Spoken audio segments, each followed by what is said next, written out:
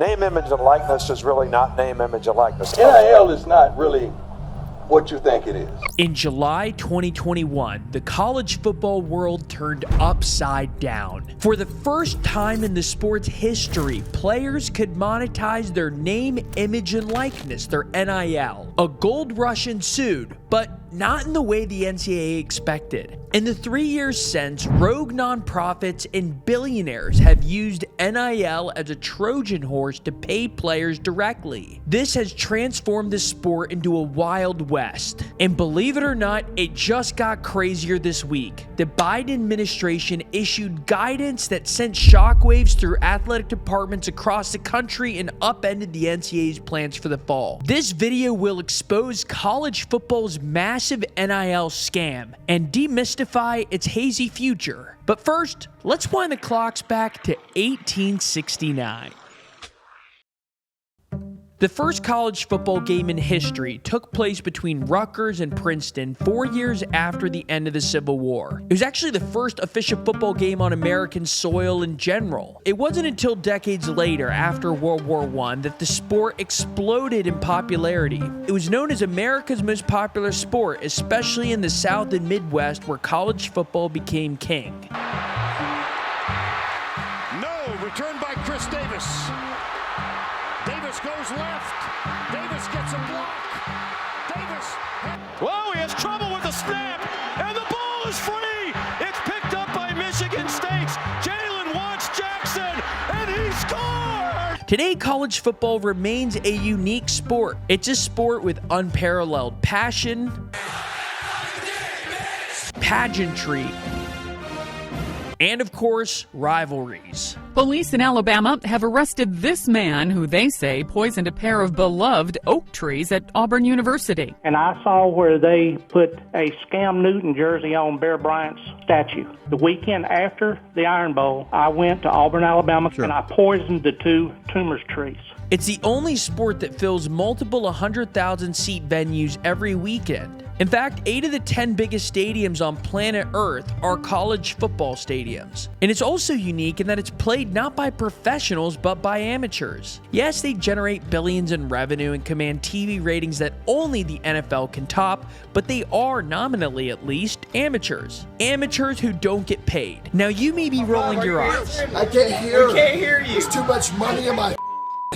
There is a long history of under-the-table payments that dates back to the early 20th century and has led to scandals involving some of the sport's biggest names like Johnny Manziel and Reggie Bush. But all of this was in the shadows, and we may never know the full scale of the pre-NIL black market. I'm a cheater earlier. I was just joking around. I don't think the SEC paid players ever. I'm joking. Are we not? Is this not a fun show? No fun. Serious show? Serious football. Like Alabama Jones is very serious.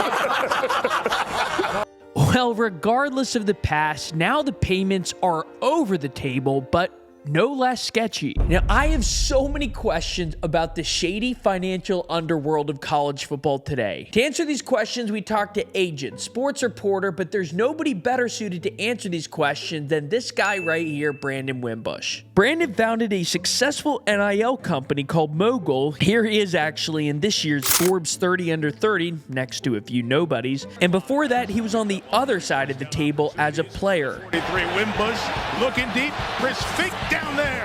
Fink, did he catch it? Yes! He also happens to be a close personal friend and, much more importantly, a Roku News follower. I think the problem with this current system is that it's not what NIL was made out to be. NIL was made out to be, you're going to use my face and plaster it on ESPN and plaster it on a billboard within my local community to promote a brand. So it used to be like Johnny Manziel should be able to get paid for autographs. He should be able to get paid to be in commercials. He should be able to get some revenue and some of the brand value from he's brands, created. from third-party brands. So when the NCAA legalized NIL in 2021, the system sort of operated as Brandon described here. College athletes made money by striking deals with third-party brands. Brands that didn't care about the schools the athletes played for. Take 2021 Heisman winner Bryce Young as an example. The Alabama quarterback inked six-figure deals with Beats, Celsius, Dollar Shave Club, and Nissan. He also reportedly inked a $1 million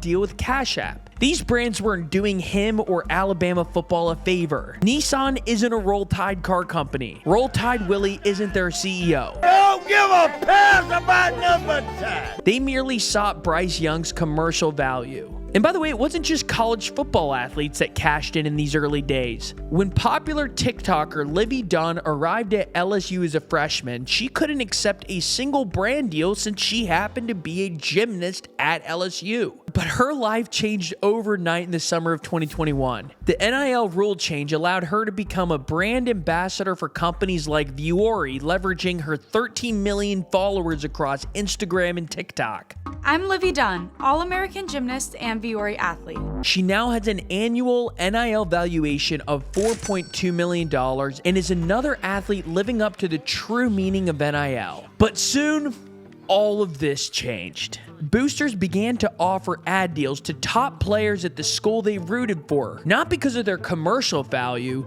but because of their football value. They offered their favorite players wildly overpriced NIL deals. Take this guy, for example, Gordon McKernan, a Baton Rouge-based lawyer and LSU superfan. Get Gordon and get it done. In the fall of 2022 alone, he paid LSU players a total of $750,000 to $1 million to appear in ads for his law firm. This happened at big programs across the country. In the first year of NIL, Miami billionaire John Ruiz reportedly spent $10 million on Miami Hurricanes athletes. He leveraged his company LifeWallet for those deals, though some of them may be in jeopardy now since LifeWallet lost $211 million last year and may be going out of business. In 2022, the next evolution of NIL took place. No more lone wolf booster deals. They began to consolidate into what we know now as collectives. Here's Colorado coach Deion Sanders explaining collectives. Okay, collectives is if we took an offering up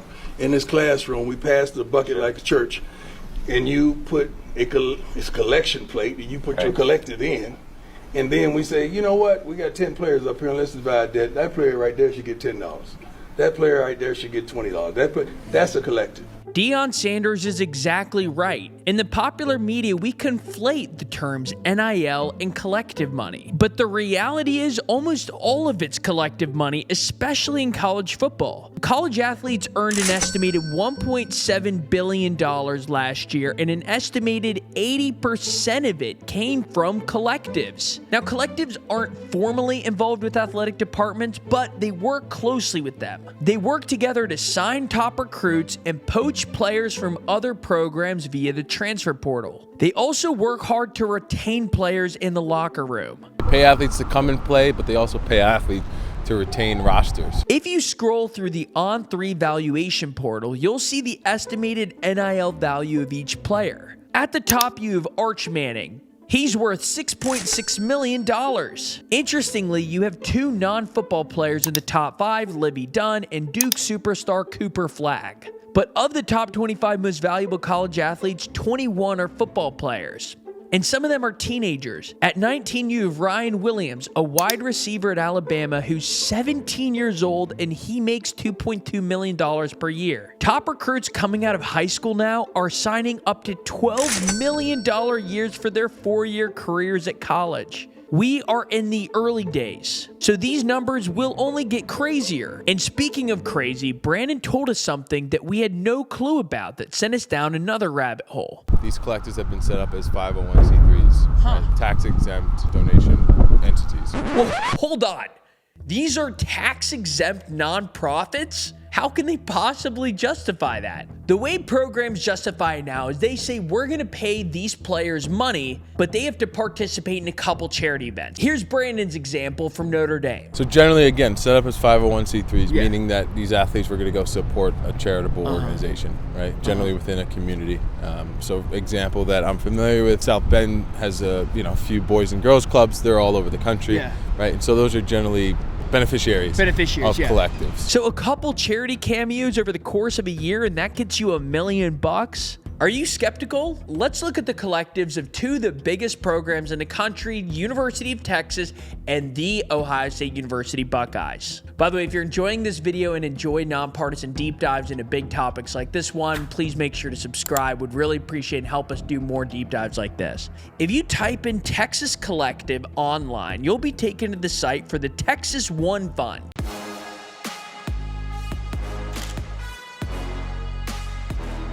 If you go to the bottom, you'll see some FAQs. In the first, it says the collective is affiliated with the University of Texas's athletic department. If you keep scrolling on the Texas One Fund's website, you'll see that it's also a 501c3, aka a tax-exempt charitable organization. Texas One Fund connects student athletes to utilize their NIL to promote local nonprofits. Ha, got it. So when Texas poached wide receiver Isaiah Bond from Alabama last year, it was because of his charitable prowess, not because of his wide receiver talents that he exhibited in plays like this. Touchdown, Alabama! Isaiah Bond on a 4th and a mile. Now let's look at Ohio State's collective, which is now notorious for its reported $20 million roster this year. So you guys keep talking about a $20 million roster? Yeah. If you don't pay the right guys, you'll be shit out of luck.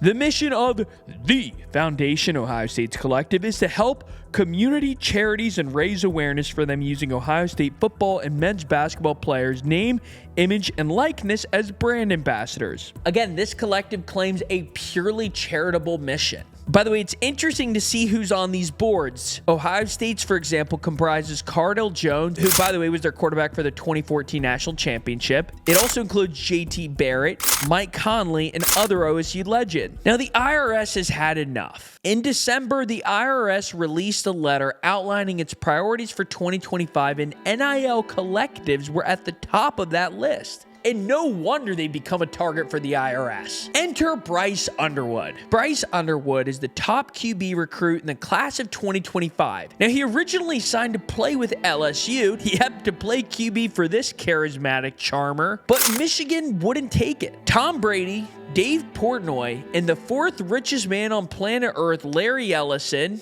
pulled together what's reportedly a $10 to $12 million NIL deal to get him to play for Michigan. And their efforts worked. Why did Larry Ellison get involved, by the way, the founder of Oracle? It turns out his fifth wife is a massive Michigan fan, Jolyn Ellison. Here she is pictured next to Larry. Like the number 2 richest guy on the planet? Yeah, I'll take that phone call.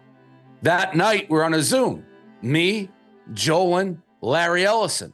And by the way, Ellison isn't the only billionaire who's trying to win national championships with their pocketbook. Enter the Warden of the Pacific Northwest, Phil Knight. The founder of Nike is an avid Oregon Ducks fan. He's long supported the program and the university in general. In fact, he's donated a grand total of $1 billion to the University of Oregon. Before the NIL era began, he supported the Oregon Ducks football program with athletic facility donations and a special relationship with his little company in Beaverton. And now, thanks to NIL, he's wielding more influence than ever. He's reportedly willing to give unlimited amounts of money to make sure the Oregon Ducks win a national championship. The kind of power that he and Ellison wield has sent tremors through the college football world. Shockwaves that have reached Tuscaloosa, Alabama, home of the longtime dominant program of the Crimson Tide. Their athletic director is imploring Crimson Tide Nation to donate more to their collective. He's not alone. Tennessee announced a fee on tickets that will go to their NIL collective. They're willing to do anything to keep up with these billionaires. The NIL piece, it doesn't matter whether we like it or not, this is the world that we live in. There was a thing called the dinosaur a long time ago. You know what? They couldn't figure it out. What happened? They became extinct. But a big change may be coming that could quell some of the chaos or perhaps feed it. Next year, the NCAA is supposed to move to a revenue share program, which Brandon explains here. Rev share means that the money for these athletes is going to come directly from the athletic department versus third party or collectives. So starting next fall, most of the collective money is expected to move to the athletic departments. So instead of the collectives paying the athletes, it will be the programs themselves. Starting July 1st, schools will be able to distribute at least $20.5 million to athletes annually in a capped pay system. This new system won't necessarily eliminate collectives. It will merely shrink their roles. Athletic departments will absorb much of their money, and almost all of that $20.5 million will go to the football programs. Most top schools are reportedly setting aside 85% of that money for their football programs. If you're a college football diehard, I'd love to hear your take on the matter. Is this ruining the sport? Will it remain a Wild West? Do you like the Wild West? The only rule for your comments is you have to be upfront with your bias and disclose your team. After all, this is a nonpartisan channel. And one other question to close with. Who would have been the NIL GOAT? That is, who would command the most money all time? Would it be Reggie Bush? Would it be Cam Newton? How about Tim Tebow? Angel Reese? Livy? We asked Brandon, and here's his answer. Johnny, how much do you think? I think he still probably made more money than Libby, even though it was illegal at the time. Thanks so much for watching, and remember, please subscribe to the channel. We'd really appreciate it. Firing. Near corner. It's caught! Touchdown, Alabama!